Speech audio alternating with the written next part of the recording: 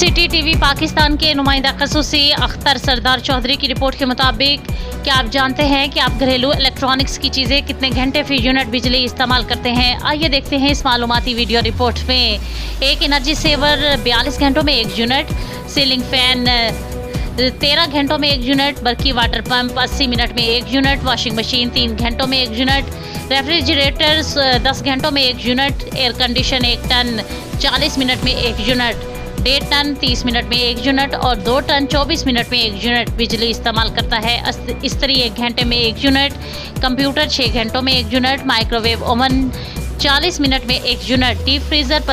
5 घंटों में 1 यूनिट, 100 वाट का बल्ब 10 घंटों में 1 यूनिट, मोबाइल चार्जर 100 घंटों में 1 unit, DC inverter AC 1 ton 67 minute में 1 यूनिट, 1.5 टन 50 मिनट में 1 यूनिट, 2 टन 40 मिनट में 1 यूनिट बिजली को खर्च करता है।